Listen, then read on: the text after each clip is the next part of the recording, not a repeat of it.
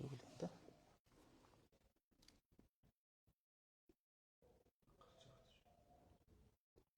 энэ. За тогтсон байна.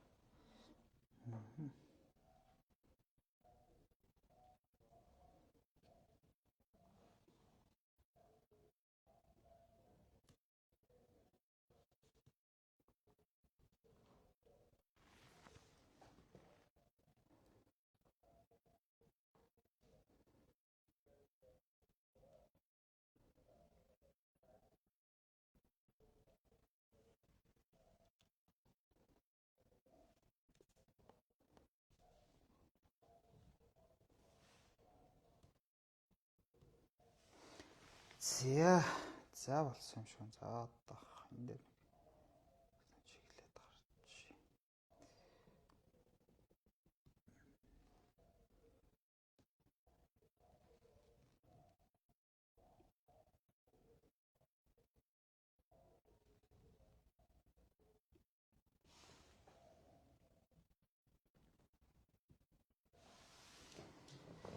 За сайн байцгаана уу хүндэт үзэгчдээ, та бүхэнд ороо мэнд хүргэе. Тэгэхээр сэтгүүлч билгүүтэй байна. За өнөөдөр манай орооны одоо шууд ярилцлага болвол Под Медиа сайтын үндсэн пэйжээр болон хөгжүүлэгчтэй холбооны пэйжүүдээр давхар цацагдж байна. Тэгэхээр манай өнөөдрийн зочноор за MC Collection хамтлагийн дуучин, за рэпер MB одоо хүрэлцэн ирсэн байна. За сайн байна уу? За сайн байна уу? За та бүхэн сайхан үйлчилж байна уу? За. Сайхан тэгэл сайхан үйлчлүүлээч. За уран бүтээл дэж гоо. Уран бүтээл ойрд айгүй ихтэй байна. Бидэд бас шин уран бүтээлүүдээ ард гараал яваад байна хамтлагаараа. Тий одоо тэгээд ерөнхийдөө танай хамтлаг бас эргэн хэрэлт хийж ийн гэж харагдаад байна тий. Одоо сүүлийн дуучин бас нэлээд хийд боллоо. Тэгэхээр яг хоёулаа одоо ингээд хамтлаг гэж бас нэг ярий. Дээрээс нь та бас нэг соло уран бүтээл хийдэг тий. Энэ талаараа бас нэг ярий. За тэгэхээр эхлээ яг хамтлагийн тухайд урдах танай хамтлаг одоо хизээ үүсгэн байгуулагдав тий. Хэдэн хүний бүрэлдэхүүнтэй байгуулагдав. Тэр талаас нь яриа. За манай хамтлаг маань бол 2006 онд анх үүсгэн байгуулагдаж ирсэн. Тэгээ 11 сарын үед бид байгуулагдаад тэгээд анх бол хоёулаа байгуулж ирсэн л да. Манай хамтлагийн бука одоо манай хамтлагийн ахлагч гэсэн үг. Бид хоёр маань байгуулад тэрнээс хойш 2007 оноос ерөөхдөө уран бүтээлүүдэд цацж эхэлсэн. Тэгээ 2008-9 онд бидэд хамгийн анхны цомгоо Хэлж амжааг өгс нэртэйгээр 2007-оос 2008 онд гаргасан анхны цомгоо. Одоо яг хүмүүсийн мэддэг сонсдгоор бол Эцсийн удаа гэдэг дуу байдаг шүү дээ тийм. За.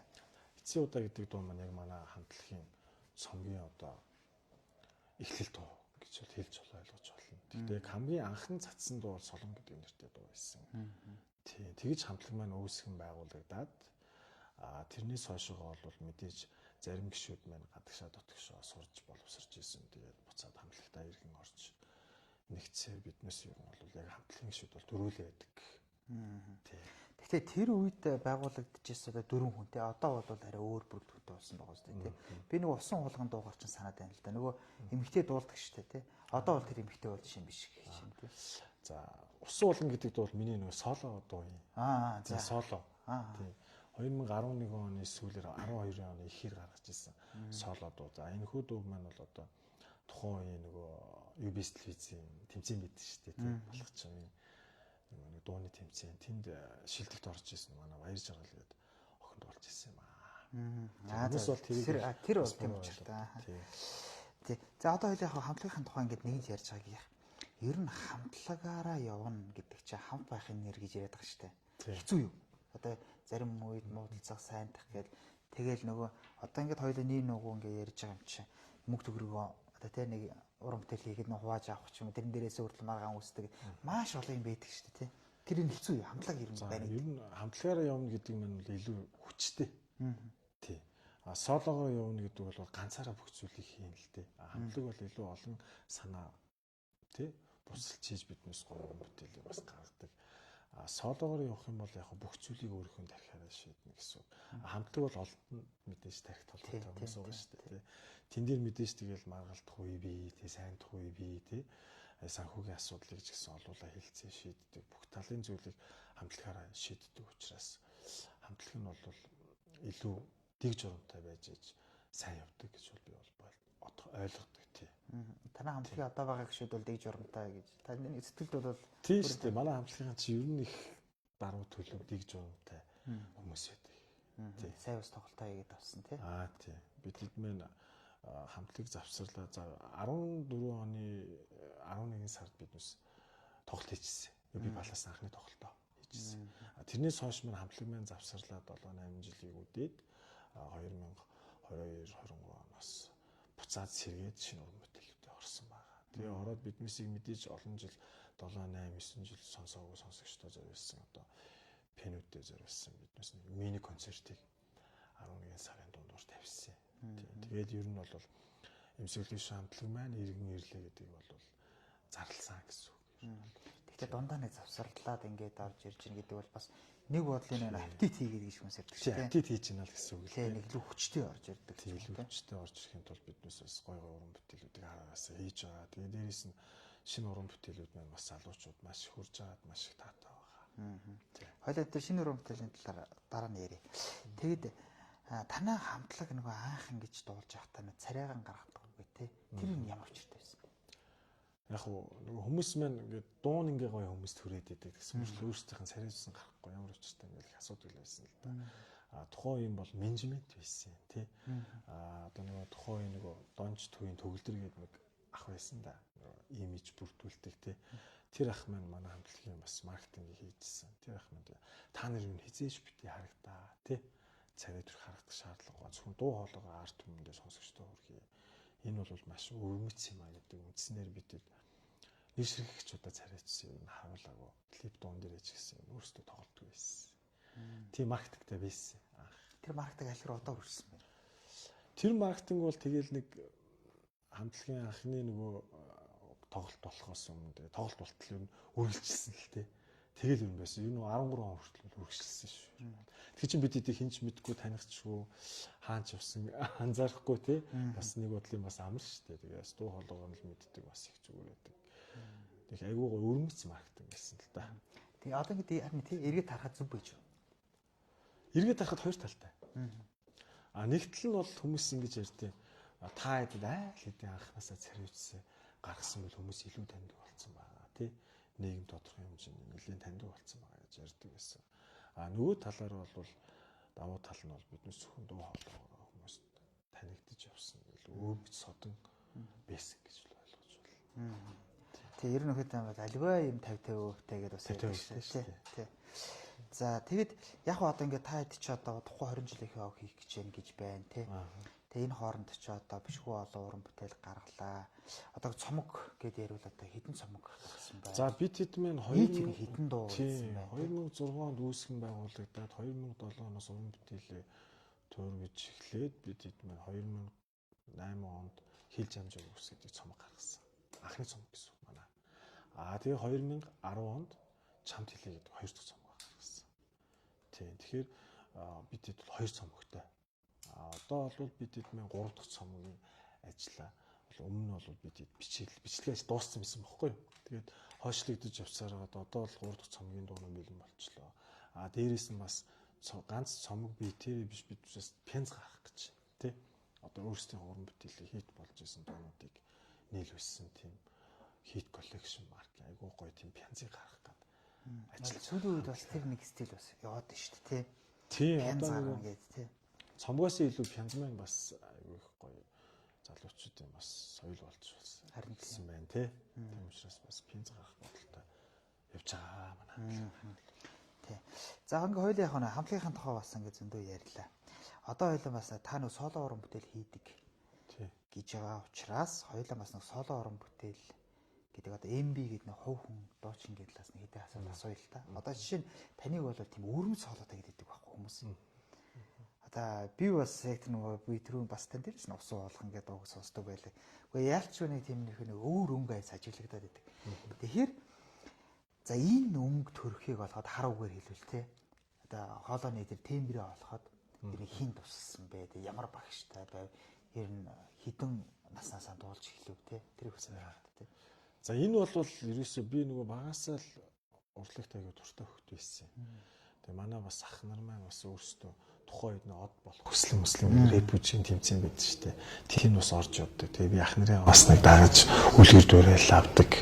Тэгээ ах нар маань бас сүүл бас бүжиглэхээс илүү дуулдаг болж эхлэв. Тэгээл бас монголчин бас нөгөө хипхоп урлаг маань нэлээд хүчтэй орж ирэл. Одоо тулгын чулуусан хамтлагууд бас гарч ирэл тий. Гадны бас хөгжим орж ирэл. Тэр болгоноос айгүй их мотивац аваад тий. Анх бол би бол бүжиглдэг байсан. Бас B-boy гэдэг break dance бүжиглдэг байлаа. Тэгээ сүүлдээ тэгэл graffiti тэгэл нэг scratch гэл хийгээл янз янзын ер нь хипхопын бүх төрөлрөл цороосон хөвгтөлтэй. Тэгж явж байгаа л нэг scratch хийж байгаа л тэгэл ер нь нэрээ тий өөрийнхөө хоолой стилийг олох хэрэгтэй байна гэж би нэг scratch-наас болоод ер нь миний стил үүссэн гэж ойлгодсон шүү дээ.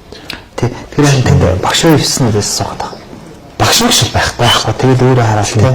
Өөрийнхөө характераар л өөрөөл ер нь бол энэ стил үүсгэсэн тий. Тэр гадны хамтлаг дуучдыг хурцлах бүгд сонсдог байсан. Тэндээс бас мотивац авдаг байсан. Тэр тэргээр бол тий өөрөө л одоо явж байгаа л иймэрхүү өрмөц хоолойтой өглөөл гоё юм байна. Илүү бас хүнд бас сонирхолтой юм байна гэдэг утгаараа ингэж түгэлж биччихсэн байна. Тэгэхээр одоо хүмүүс бас нэг асуудаг шүү дээ. Би ингээд орон бүтээлийн ингээд замлаа хийгээд шүү дээ. Мэтэ ингээд дуулаад явж байхад боён гэсэн үеиндээ байдаг. Ер нь бас хүн бүхэн тартан замаар явахгүй шүү дээ. Бас шантармаар үе байдаг юм байна. За тэгэхээр одоо ингээд за хамтлаг гэж ярил 20 жил тийм. За ингээд соло молог ярил тэрнээс урт болоо явчихна. Ер нь та боён гэж эсвэл байсан үү? Хэдэн удаа та боён? Хэдэн удаа эвэлдэг юм? За боли гэсэн үгтэй бол баг 3-4 удаа бол байх шүү. Тий. Яагаад гэвэл тухайн үед чинь дөнгөж 10 жилээ төгсөөд оюутан болгочихсон хүмүүс бас нэг тийм их мөнгө авахгүй шүү дээ. Тий шүү дээ. Тий. Дөнгөж хийх гэж бас мөнгө зарцуулна. Тэгээд нөгөө мөнгөгүйгээ улмаас ч юм уу эсвэл анх нөгөө дөнгөж эхэлж байгаа болохоор дуун хөрөхгүй ч юм уу. Тий. Танигдахад айгүй хэцүү цаг үе болохоор бас шантраад боли гэсэн үеж байна. А дээрээс нь бас амьдралтай болоод тий. Амьдралтай болоод амьдралын төлөө зүтгэхийн төлөө би ер нь өөр ажил хийгээ тий цаам цаас олох хэрэгтэй юм байна гэдэг бас зүйлийг бодож боловсруулаад бас болиё гэсэн бодол байж юм тий. Эсвэл үнэхээр гоё чамаа уран бүтээл хийхгүй ч юм уу хөрөхгүй ч юм уу эсвэл нэг юм сэтгэлээр унсан хүнд нэг тохиолдол үүдэн шүү дээ. А тэр үед ч гэсэн болиё гэсэн ер нь бол эргэж буцсан бол 3-4 хугацаа бол байх шүү. Ер нь бол надад их хилтгүй ер нь бол уран бүтээлч хүмүүс бүгдэнд нь л байдаг л та. Энэ бол тийм сэтгэл зүйн л асуудал тий. Тийм сэтгэл зүйн асуудлаас гаднаас нь хувь хүний нөгөө юу байна л да. Одоо нөгөө ажлын менежмент гэх юм уу тий төлөвлөлт гэх тий. Энд би танд сонирхолтой юм асууя. Би бас өчтөр ингээд бас урлагийг нэлээ алдартай ингээд хүнтэй ярилцж байхад урлаг гэдэг бол бас хувийн амьдрал бас нэлээ одоо золиослогддог гэх юм уу? Тий. Бас нэг жоохон хийдэг гээд бусад салбараасаа илүү гэж ярих юм тий. Тэгэхээр одоо та гэр бүлтэй юу ер нь энэ хувийн амьдралыг та бүхэн ярьж байгаа гэх ер нь хэцүү юу энэ урлаг хувийн амьдрал хоёрыг зохицуулж явна гэдэг. Одоо ороо үүд шүү дээ. Одоо шинэ жил дээр хийчих 10-11 хүртэл нөө байгууллагуудыг шинжилж байгаа юм тий. Хэцүү би чинь тэгээ оюутан цаг үеэсэл амьдрал суужсан. Тийм тэгэл тэр үед чинь тэгэл оюутан хүүхэд ч одоо юугаа болох вэ тий. Ажил хийж байгаа юм шүү тий. Орлоготой юм шүү тий. Тэний дуугийн хөвцөлж яваад идэг. Тэгэл тэр үед чинь тэгээ мөнгө цаасан ч хэцүү учраас айгүй хэрсдэлтэй байсан бохоггүй тий. Эсвэл амьдралаа эсвэл урлагаа хөө гэсэн сонголт. Тэгээ бас дээрээс нь оюутан гэдэг утгаар бол айгүй хэцүү бохоггүй. Энэ бүгдийн жигдэлжээж л ер нь урлагийг хийх ёстой юм байна гэсэн бас зүйл бол хүний дахин буудаг юм байна. Тэгтээ тэр бүгдийг даван туулж ийж шантрахгүй явж ийж энэ бол уран бүтээлч болно гэдэг утгаараа бүгдийг даван туулах гэж л хичээсэн нэ. Ер нь бол яг золиос гаргаал урагшилсан. Золиос ер нь бол гаргаал урагшилсан тийм. Амьдралын золиос ч гаргаал урагшилсан. Та нар одоо хүүхдтэй тийм. Баа. За ингээд хоёул ингээд яг бас мэтэр яриа ингээд сонирхолтой байна л да. Ягаад тэгэхээр би ингээд танаас ингэж суугаад байна л да. Та ч залуу хүн. Тэгтэл одоо нэг шинэ одоо энэ манайх ч одоо ингээд энэ орчин үеийн урлаг гэж одоо яриа л да тий. Ингээд энд чинь бас нэг өөр юм гисэн имиж, өөр юм гисэн дүр төрхөн бас ингээд олох гээд ингээд зориод явж байгаа. Ийм л залуу хүн шүү дээ. А гэтэл нөгөө урлаг маань өөрөө ямар төвшөнд явж байна гэдэг. Би танд нэг бас нэг жишээ хэлээ л та. Сүүлийн үед бол дуу одоо яруу найраг те дууны яруу найраг гэж байхгүй болсон гинэ. Одоо ва чи гэдэг юм те. А нөгөө нэг сонсгол нэг ритм те тэр бас байхгүй болсон гинэ. Өөр янз бүрийн юм л хараал хэлээл те. Тэгээ тайзан дээр хараал хэлээл амар олон хараалтаа дуудуулахад бас хүмүүс нь сонсоод байна гэ те. Тэгэхээр одоо сүүлийн үеийн уран бүтээлийн тэр нэг хэмнэлийн талаар ямар ойлголттой вэ? Одоо нөгөө хипхопч угаасаа нөгөө үнэн бодит зүйлийг шүүмжилж хилдэг урлаг учраас энд бол хайр гэж дуулж болно. Хагаслыг дуулж болно. Тэ эсвэл болохгүй байгаа юм шүүмжилж болно. Хараал хэлэх зөв. Ер нь шууд тайзан дээр ингээд хараалтаа дуугаа шин. Тэгээд мэдээж тэр чинь өөрийнхөө шүүмжлийг илэрхийлж байгаа юм чинь хэлэх үе бол байна. Хэлэхгүй гэж бас байна. Энийг бол одоо нөгөө залуучууд сонсож байгаа учраас зөөлөлж хэлж байгаа. Бас нэг өгний сонголт байгаа шүү дээ, тийм. Бичлэлтийн сонголт гэж байдаг шүү дээ. Тэн дээр арай зөөлрүүлээд эсвэл даал дутахтай ч юм уу хэлж байгаа уран бүтээлчд байна. Эсвэл зүгээр шууд нөгөө пэг хэлдэг уран бүтээлчд бол байгаа л да. Энийг бол би бол аль аль нь хөгжлөөд агаал явж байгаа учраас байх ёстой л гэж боддог. Гэхдээ нийгэмд хар зүйлийг түгэх биш, тий. Гэрэл хийгээтэй цагаан зүйлийг түгэх нь илүү байх гэж боддог. Тийм. Тэгэхээр хөгжлөөд агаад уран бүтээлчтэй маань хувьслын өөрчлөлтөд ирэхээр өгний сонголт нь өөрчлөгдөж байгаа. Өгний сонголт нь өөрчлөлтөд ирэхээр тэгээд хөгжим нь өөрчлөлтөд ирж байгаа байхгүй юу? Тэгэхээр энэ бол угаасаа л цаг үеэд агаал байх хэвээр асуудал. Гэхдээ бид уран бүтээлээр нийгэмд муу зүйлийг шүүмжилж, тий, сайн зүйлийг магтаж гээгүүлэх гэж ирж байгаа учраас аль аль нь байх хэвээр. Гэхдээ хэмжээ хязгаартай байх хэвээр. Тэгэхгүй бол одоо нөгөө энэ чинь 10 жилийн хүүхдүүд аягүй сонсож байгаа. Оюутнуудыг сонсож байгаа. Тэднээс биднээс үлгэр жишээ авч дөөрэж байгаа байхгүй юу? Тийм учраас бас нэг юм цэнлүүртэй тэр зүйлээ хэлээд бичээд уулаа явуул зүгээр ах гэж боддог. Тий. Одоо шинэ танаа хамтлагийн одоо дууны үгийг хэн бичих вэ? За манай хамтлагийн дууны үг гэвэл бүгдээр ер нь хипхоп чинь өөрсдөө бичдэг шүү дээ. Хөгжмөөч гэсэн өөрсдөө ярилцж байгаа л сэдвээ бодож базаал дууны үг дор бичдэг. Хаяа зарим нь зарим нэг юм бичиж чинь ер нь ихэнхдээ өөрсдөө бичдэг. Тий. Хөгжмөөч гэсэн өөрсдөө гэсэн. Тий. Тэгэхээр ингээд бас нэг би танаас нэг асууя. Энэ одоо ингээд дууны яруу найраг одоо хөгжмийн хэмнэлийн талаар хоёул ингээд ярьлаа шүү дээ. Гэтэл одоо яг таныг тэр хипхоп урлагт яг рэп тий дуулаа явж хахад танд үлгэр дуурайл авч ирсэн хүмүүс бас байгаа шүү дээ. За нэг энэ хүн шиг л болчих доо ер нь гээл тий. Тэгэхэд яг таныг тэгж яг тэр хөл тавьж байгаа агшин тэр Монголд ямар хамтлагууд одоо байсан бэ? Одоо тэгэл одоо би гэлтгүй та нар ч гэсэн тий. Одоо тэгэл айстопыг сонсож бараг өссөн шүү дээ. Бид чинь тий айстопор амьсгал сонсож, дуунуудын сонсож өссөн. Айстоп хамтлаг дуртай. Тэгэл Люминогийн дуунаар дуртай тий. Ер нь тэр үеийн нөгөө нэг ах нарын хамтлагууд бол би бол бүгдэнд нь дуртай байсан. Тий. Бүгд яг өөрсдийнхөө стилтэй байсан учраас бүгдэнд дуртай. Тий. Гадаад дуу муу сонирхох уу? Гадаад дуу бол тэгээс мөг сонсдөө шүү дээ. Нэг юм сахгуулаас нэг бак гэл. Яг тухайн үед нөгөө бид хэд нөгөө мотивац үжсэн хамтлагууд бол бүгдийг сонсож байсан. Тэгэхээр нь бол ингээд тэгтээ яг одоо энэ бүр ингээд нэг дээр үеийн дуучид биш. Одоо хэдүүлж бас орчин үеийн хүн болоод тэгэхээр арай нэг интернетийн хөгжлөнд дагаад тэ аливаа юмээ судлах маань бас илүү өргөн цар руутай болсон байх л та тий. За окей. За тэгвэл та соло уран бүтээл яг хэдэн уран бүтээл хийв? 11 оноос ахгуулаад би чинь соло уран бүтээлхээр миний соло уран бүтээл ер нь бол 20-30 чад бол байх шүү. Тий. Би чинь нэг ганцаараа соло уран бүтээлээ ганц бирээ хийхээс бас хүмүүстэй фэтэлж хамтарч байсан уран бүтээлээ зөндөө идэв. Тэр нэг 20-30 дуу байгаа юм байна. Тий. Хамтлагаараа бол манай хамтлаг гэх нь бол 30 тавьж агаад ер нь олон юмнууд байгаа дөө. Тийм. Тэгэхээр манай уран санд бол цацсан цацагдаагүй нэг 100 гараад 200 гараад уран бүтээл бол. Харин тийм хамтлагууд тэрнтэй зарим нь цацахгүй байдаг. Тэр одоо яг муу болоод байдаг. Муу болоод бишээ тэр чинь нөгөө нэг зарим цомгондоо ороогүй ч юм уу тий. Эсвэл дуусгаж амжаагүй ч юм уу тий. Эсвэл сэтгэлийн хүрдгүү дуунууд байдаг шүү дээ. За энийг юу хатгалж ийж гэдэг. Тим дуунуудаас амар олон байдаг хамтлагууд. Харин тий одоо би ганцхан танаас анхудаага сонсч байгаа юм биш. Ер нь нэг тэгдэг. Тэгээд цацдггүй гэж яриад. Тэгээд бүү одоо хөдөлмөр тийм байж байгаа тэгээд цацахгүй нэг тэг сонирхолтой байна. За тэгээд хамгийн одоо хит одоо таны соло уран бүтээл зүртэл олонд хүрсэн. Би бол усан уулгын цаснд л гэж боддог. Хамтлагийн тухайд. Хамтлагийн тухайд бол зөндөө. Зөндөө. Тий. Яг миний хамгийн хайртай дуу нь бол эцсийн удаа гэдэг дуунд илүү хайртай. Анхны яг хит болж байсан уран бүтээл илүү анх хурж исэн гэдэг утгаар бол. Тий. Тиймээс бол зөндөө дуунууд байгаа л да хүмүүс сонсох дуртай дуунууд байд юм аа.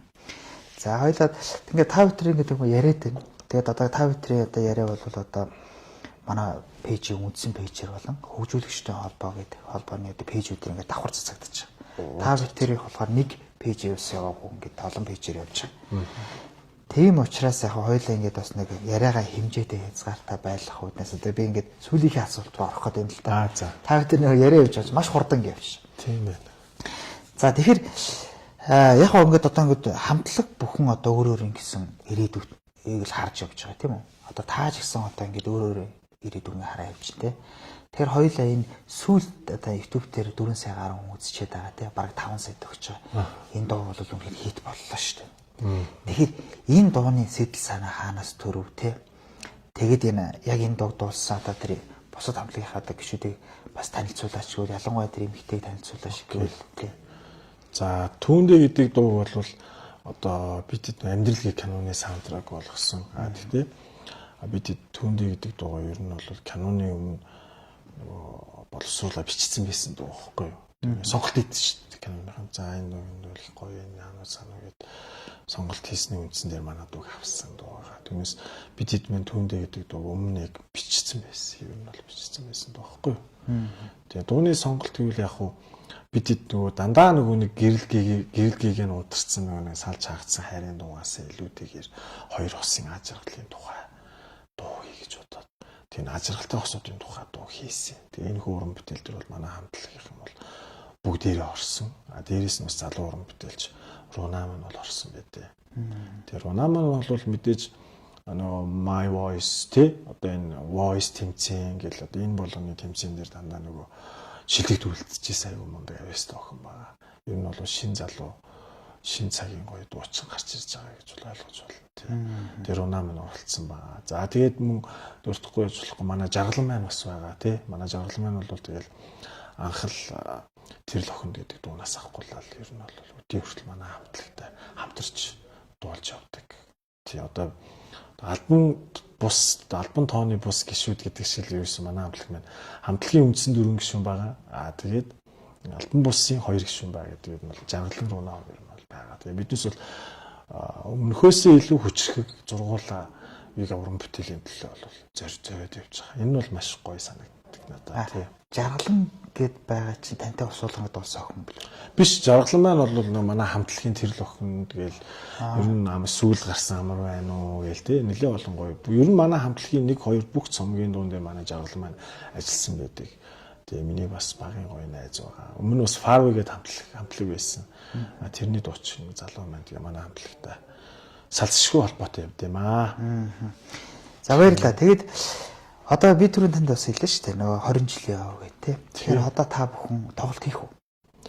За одоо бид хэд мэн 20 одоо дараа жил чинь бид хэд 20 жилийн болж таарч байгаа байхгүй юу? 2026 онд болж байгаа. Тэгэхээр бид хэд 20 жилийн ойдоо зориулаад цоошин цом гаргах гэж байна. Дээрээс нь бас тэр нөө пянзаар гаргах гэж байна тий. Тэгээ цоошин уран бүтээлүүдийг араас нь үйлдвэрлээд гаргах гэж байна. Тэгээ энэ жил маань бас бид хэд мэн бас гадагшаа дотгошоо аялын тоглолтууд аягүй их байгаа захиалгууд байгаа. Тэрийгээ дуусгачаад цоошин уран бүтээлүүдэд цацаад эх жил бидэд 20 жилийн байгаа маш гоёор хийх төлөвлөгөөтэй ер нь бол ажиллаж байгаа. Яг л миний асуултыг тал хэллээ л гадагшаар ингээд ер нь яг ингээд бид эдий чинь бас гаднаас бас хүмүүс ингэ сонсдог. Одоо шинэ уран бүтээлч нартай ярихад аялын тоглолт хийх юм уу те ингээд асуугаад өгөөч. Би тэр улсад тэгж ажиллаж амьдэрдэг хүн байгаамаа. Тэр гэдэг юм л да. Тэгэхээр та хэд байна бас тийм бодол байна. Ялангуяа бас хөдөө орон нутгийн бас иргэдүү байгаа байлгүй. Одоо бид чинь хөдөө орон нутгаар бараг 10-аад гаруй аймаг руу очиж тоглолцсон байна. Тэгээ одоо дахиад үлдсэн 12 аймаг байгаа. тэр идрүүгээ баслыг шаттай өдөр болго. Ер нь 7 хоног болгоны 5 дахь хагасанд бол зоолттой аймагуудаар явж бол тоглолт хийж байна л та. Тэгээ үлдсэн бүх аймагуд айл алийн гомдохгүй ер нь бол бүх л аймаг дээр сонсогчтойгоо зорж очиж тоглохын төлөө л бид явж байна. Тийм. Тэгээд надад бас нэг тийм сонирхолтой юм ажиглагдсан. Одоо жишээ нь та одоо жишээ нь 2000 за ингээд 12 онд нэг дуу гаргасан байна тийм үү? За ингээд тэр нэг хит болсон байлаа гэд яг тэр хит болж явах үед гадагшаага ингээд ажиллахаа явчихдаг. Тэгээд одоо ингээд 10 20 жил ирээгүй ийм монголч зөндөн байт юм лээ. Тэгэнгүүт нөгөө аялын тоглолтоор ирэнгүүт нөгөө яг дуугаа өсөд идэг. Нөгөө хит болж яхад нь яваад өгцсөн. Тийм. Тиймэрхүү одоо яг сүүлийн үед бол мэдээж одоо интернет гээд хайлт явуулж зөнд юм байна. Гэхдээ ийм юм бол маш их ажиглагдав. Тэгэхээр бас ингээд хөдөө оронтгоор ч одоо ингээд магадгүй гадаадаар ч юм уу бас л яг л өөрийн гэсэн уран бүтээлүүдээ яг тавьж ингэж явахгүй бол хүмүүс чи шал өөр дуу нэхэд байдаг тий. Тэгэхээр хоёул ингээд бас сонирхолтой ингээд ярил л да. Тайзан дээр өөр дуу нэхчихсэн тийм би одоо нөгөө та хэдийн төлөвлөнд бол ороогүй. Тэгэл байгаа шүү дээ. Аюу сонь шүү дээ. Нөгөө тайзан дээр нэг ч дуулж үзээгүй. Цомгонд байдаг ч гэсэн бид тайзан дээр нэг ч удаа ихшлүүлж үзээгүй дуу юм уу? Нэгтгэх тохиолдолд аюу хэвдэх байхгүй. Тэгээ тэр болгоны биднээс бас тухайн үед тэр дуу маань байх юм бол дуулаад өгчдөг. Байхгүй бол яхаа аргагүй тэгэл байхгүй гэдэг юм гэлээ шүү дээ. Яах вэ? Тий. Тэгэл явдаг л та. За тэгээд хоёулаа нэг за одоо ингээд яг сүүлийн асуулт байгаад хоёулаа энэ ярилцлага өндөрлөө. За танаа хамтлаг 20 жил тий. Та бол одоо баг ингээд энэ хипхоп дундаа бас дундуу өрөөгөө орохгүй явж идэг тий. Тэгтэл араас чи одоо нөгөө мал минь тэрэгээр дуулаад гарч ирж байгаа зөндөө биш тий. Тэгэхээр ер нь залуучуудаа хандаж ирнэ юу гэх вэ? Одоо яг хөгшөрч байгаа биш л дээ. Зүгээр тэгтээ яг нэг юм баг араас гарч ирж байгаа дүүнертэй нэг хандаад нэг зөвлөгөө өгч чийгүүл.